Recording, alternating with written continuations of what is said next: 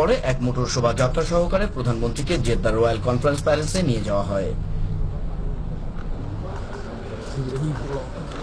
পরে সৌদি যুবরাজের আমন্ত্রণে নৈশভোজে অংশগ্রহণ করেন প্রধানমন্ত্রী শেখ হাসিনা।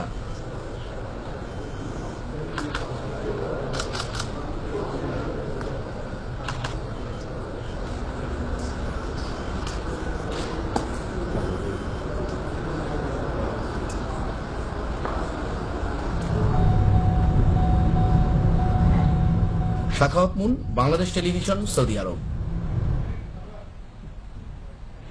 এদিকে সৌদি আরব সফররত প্রধানমন্ত্রী শেখ হাসিনা শুক্রবার মধ্যরাতে ওমরাহ পালন করেন। এ সময় বঙ্গবন্ধু কন্যা শেখ রেহানা প্রধানমন্ত্রীর সঙ্গে ছিলেন। সৌদি আরব থেকে বিস্তারিত জানাচ্ছেন বিটিভির বিশেষ প্রতিনিধি শাখাওয়াত মুন। প্রধানমন্ত্রী শেখ হাসিনা সৌদি বাদশাহ সালমান বিন আব্দুল আজিজ আল সৌদের আমন্ত্রণে সৌদি আরবে 5 দিনের সরকারি সফরে সৌদি আরব আসেন। শুক্রবার রাতে প্রধানমন্ত্রী শেখ হাসিনা মক্কায় হারাম শরীফে পবিত্র ওমরা পালন করেন। দেশে শান্তি ও সমৃদ্ধি মঙ্গল কামনা করে বিশেষ মোনাজাত করেন প্রধানমন্ত্রী।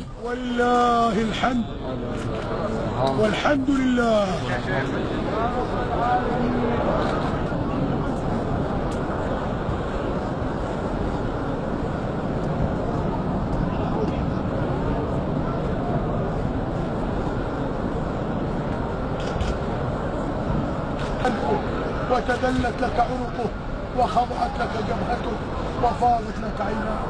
اللهم لا تصرفنا عن مقامنا هذا الشريف الا بذنوب قلبه، وهذا الدعاء منا وعليك الاجابه. يلا بسرعه بسرعه.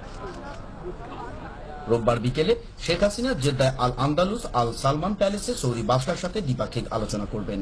বৈঠকে দ্বিপাক্ষিক আঞ্চলিক ও আন্তর্জাতিক বিষয়সমূহ নিয়ে আলোচনা করা হবে।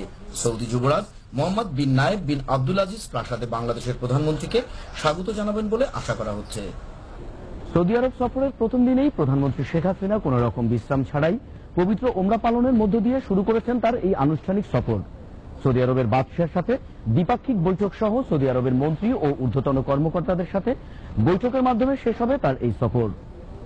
মক্কা থেকে শাখাওয়াত মুন, বাংলাদেশ টেলিভিশন, সৌদি আরব।